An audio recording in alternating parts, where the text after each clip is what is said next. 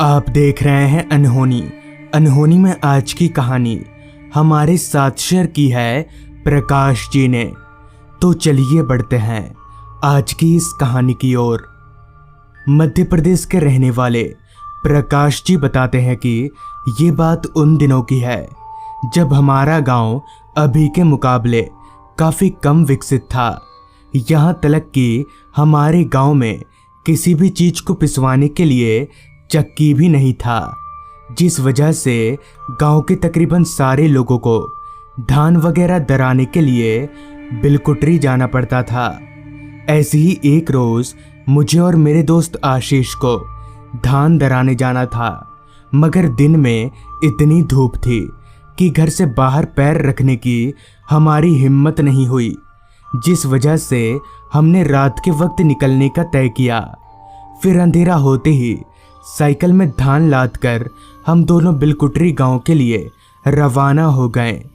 चूँकि बात काफ़ी पुरानी है, जिस वजह से उन दिनों अंधेरा होते ही हमारे गांव के ज़्यादातर लोग घरों में होते थे और इसलिए गांव के रास्ते वीरान पड़ जाते थे।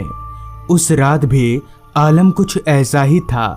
घुप अंधेरा और सन्नाटा रास्ते पर इस कदर पसरा था कि एक पल को कोई भी डर जाए। चलते चलते जब हम एक पुल से गुजर रहे थे तो लोड ज़्यादा होने की वजह से हमारी सांस फूलने लगी, इसलिए हमने थोड़ी देर पुल पर रुककर आराम करने का सोचा। अभी हम पुल पर खड़े होकर सुस्ता ही रहे थे कि तभी हमें किसी के रोने की आवाज़ आई।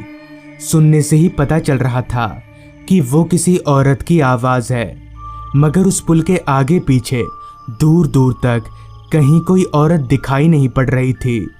पता नहीं क्यों उस आवाज़ को सुनने के बाद मुझे कुछ ठीक नहीं लग रहा था, लिहाजा मैंने आशीष को चलने का इशारा किया।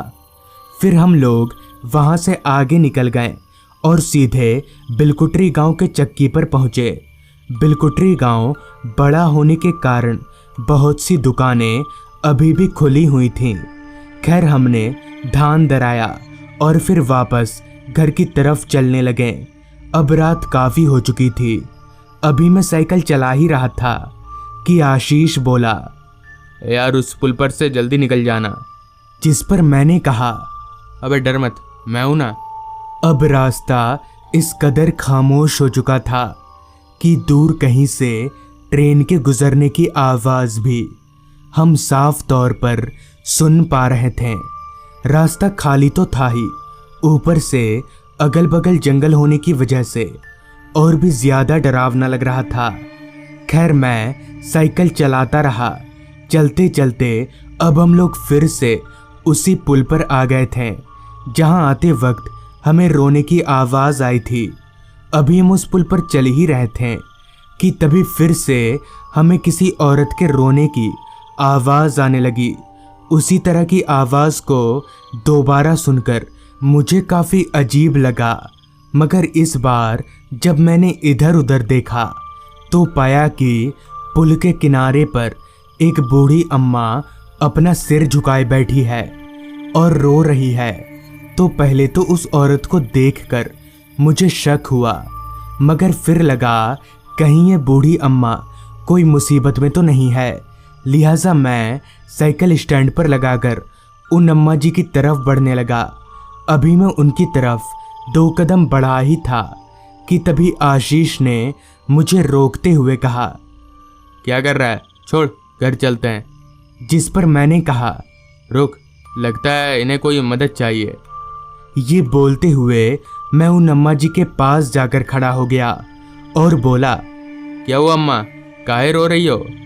इस पर उन अम्मा जी ने कहा, मुझे घर ले चलो। और ये बोलते हुए उन्होंने अपना चेहरा मेरी तरफ घुमाया तो उनकी शक्ल देखकर मेरे दिल में धगधगी शुरू हो गई। बिना भागे ही मेरी सांस टूटने लगी। दरअसल उस औरत का चेहरा बड़ा ही खौफनाक था।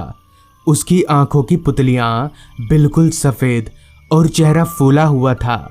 अपने आप को संभालते हुए मैंने साइकिल उठाया और फिर मैं और आशीष हम दोनों भागकर घर की तरफ आ गए।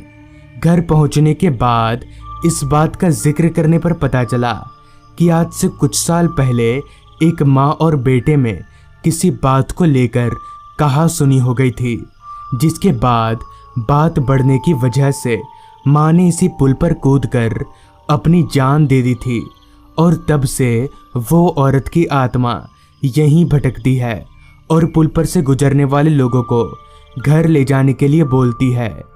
तो दोस्तों, ये थी आज की कहानी। अगर आपको ये कहानी ज़रा भी अच्छी लगी हो तो चैनल को ज़रूर सब्सक्राइब कर लें। तो मैं आपका दोस्त आर्यन जल्द ही मिलूँगा आपसे ऐसी ही एक कहानी के साथ।